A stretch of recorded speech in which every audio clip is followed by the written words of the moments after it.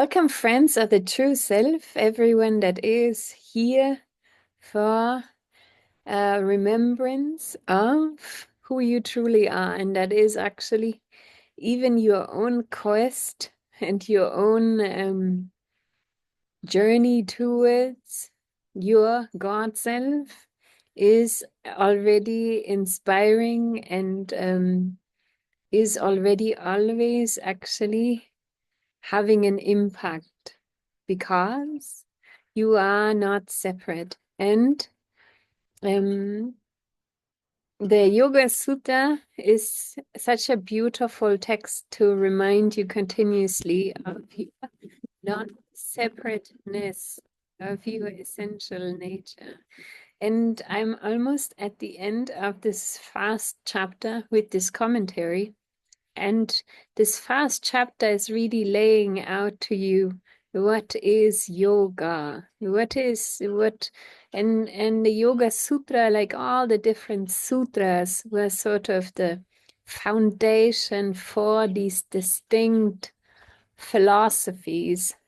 Philosophy, actually, I don't like so much because it sounds as if it is some theoretical, abstract kind of thing for the mind.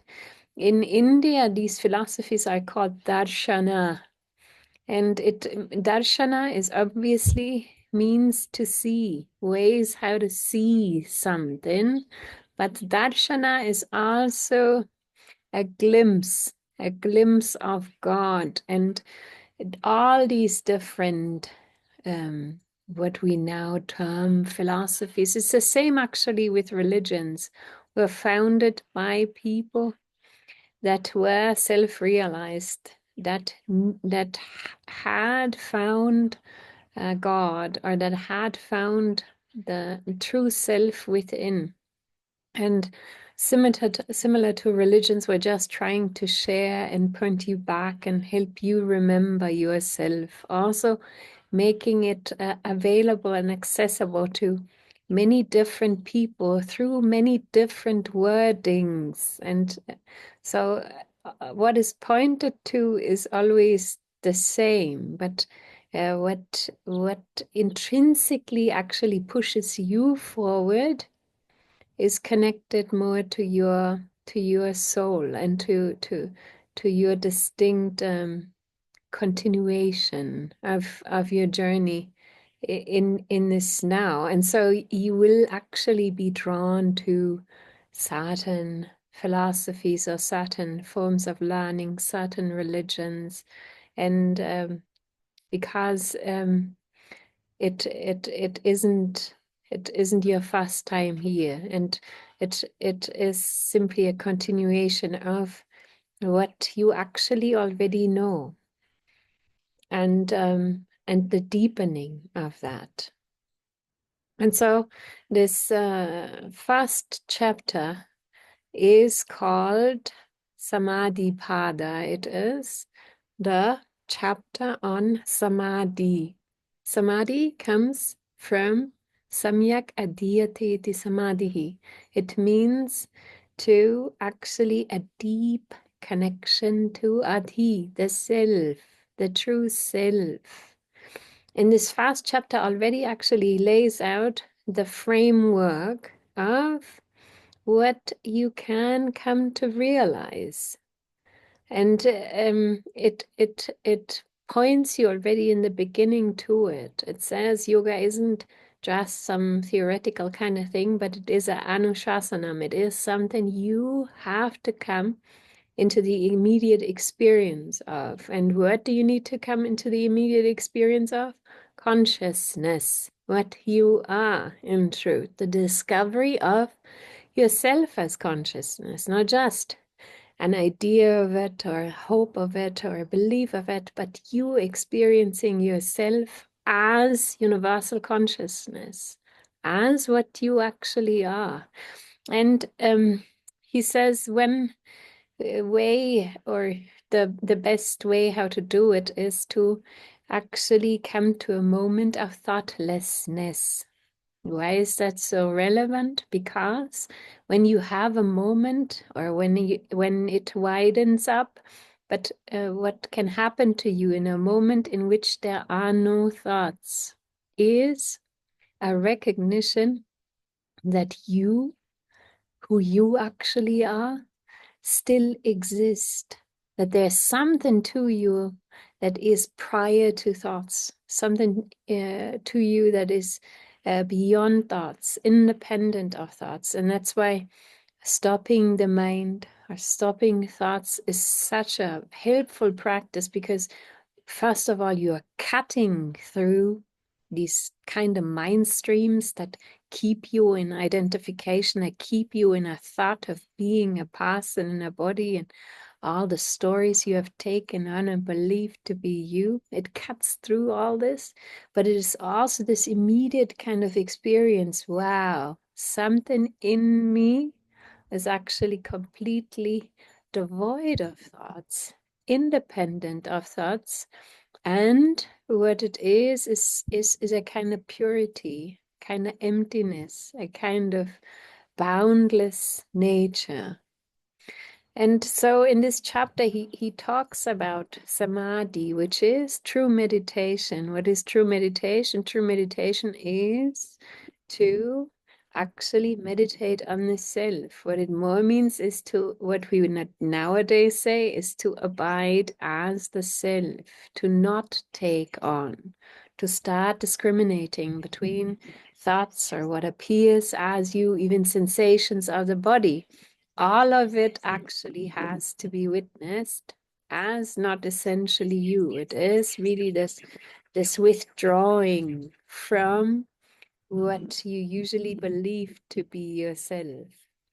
And so he describes this in this chapter, also what happens to you as you are starting to become more accustomed again to yourself as this witnessing agent, as the awareness itself, actually, that you start and all these things you have to confirm for yourself.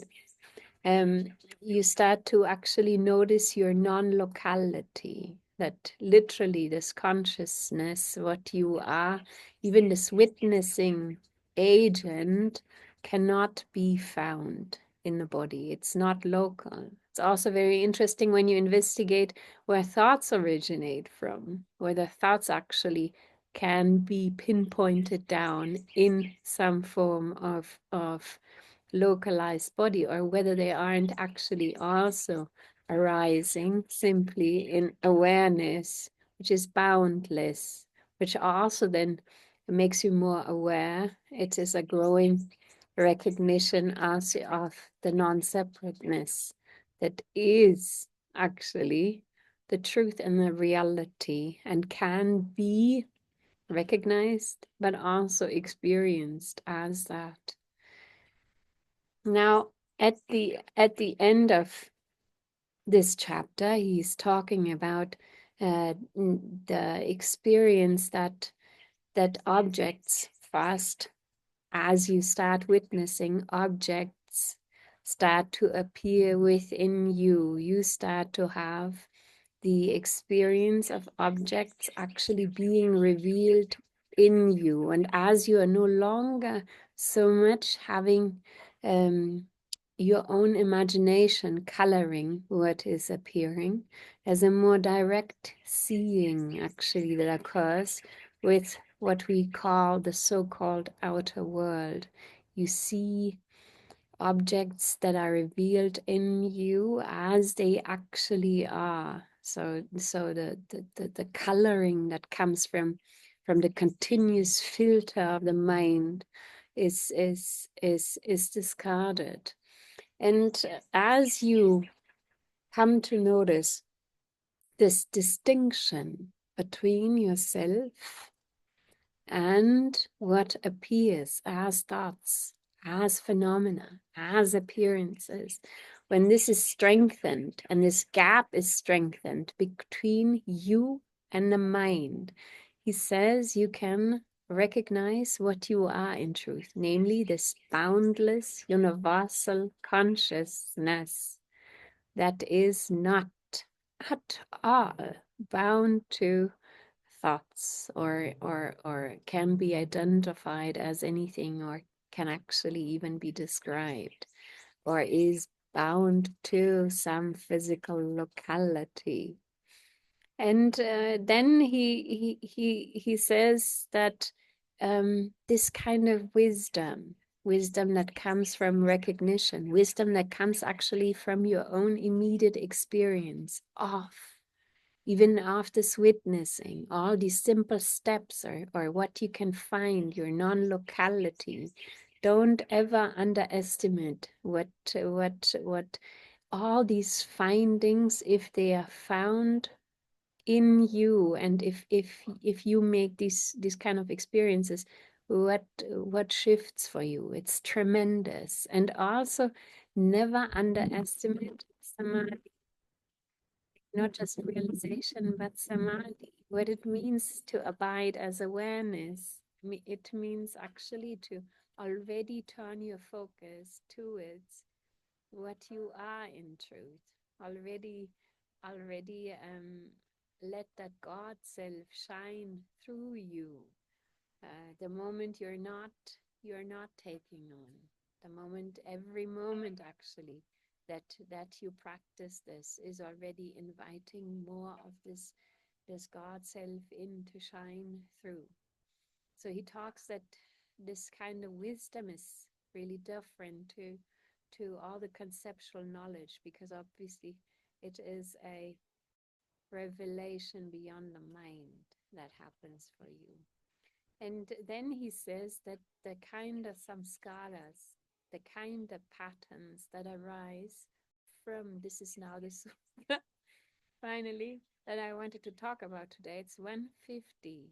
He talks about that the samskaras that arise from this recognition, and also from abiding as awareness, from allowing more of your God self actually to come to the foreground again of your experience, not be this thing in the background. Yeah, I notice something is always actually witnessing my life, but actually starting to consciously abide as that, to see yourself actually always already looking from that. And what happens is that different kind of patterns arise, because every one of you that has has had these glimpses or is practicing abiding as awareness knows you come into touch with a stillness that is unknown to you as the person. The person doesn't know that kind of stillness. The person knows a calming of the mind, that knows when the thoughts slow down, or when you feel a bit tired, or when you feel more at rest, as another thought. But beyond all these thoughts, there is a stillness that is found as you abide as awareness. That stillness is already there. It is uncaused. It is because it points you to your deeper nature. It points you to what you actually are. And so this kind of stillness doesn't need to be caused. It is your nature. This is your essential nature. So that's why it's also not a state that you are entering. You are actually returning to your fundamental nature that is still, quiet, at peace, joyful. But the quality of it is so different to what we usually how we usually come into contact or have an experience of stillness, or of joy, or all these things that you're touching on something incredibly profound, intensely vast, and beautifully still.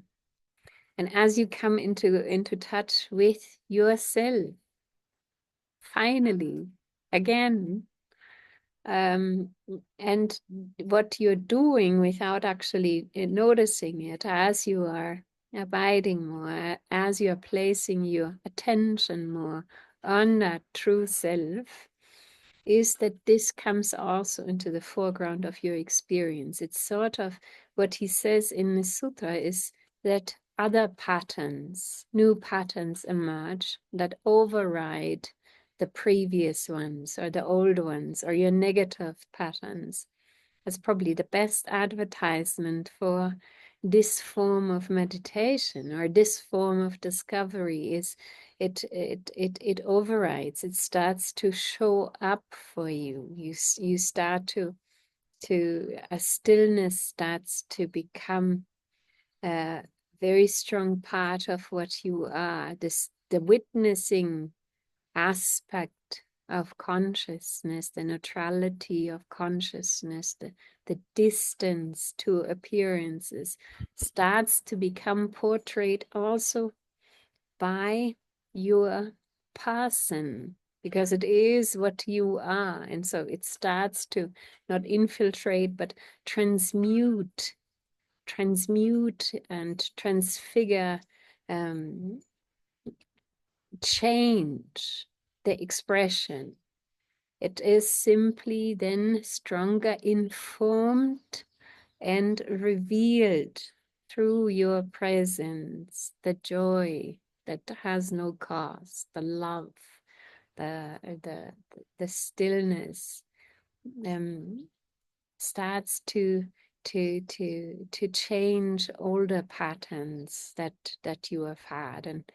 And so this is really relevant, because patterns, the patterns we have, the things we think about, the identities we have, the stories we have around ourselves, oftentimes there's a lot of negativity in them. There's a lot of trauma. There's a lot of ideas about yourself that are detrimental, that are not necessarily helpful for your life. And you can do a lot of things within the scope of the relative self of trying to change your patterns, trying to come more on the subconscious level, trying to do affirmations or trying to do other healing modalities or whatever it is. But from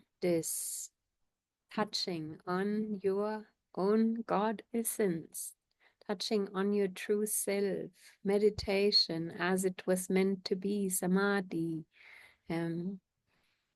comes a different pattern that also isn't steered. It isn't that you are then trying to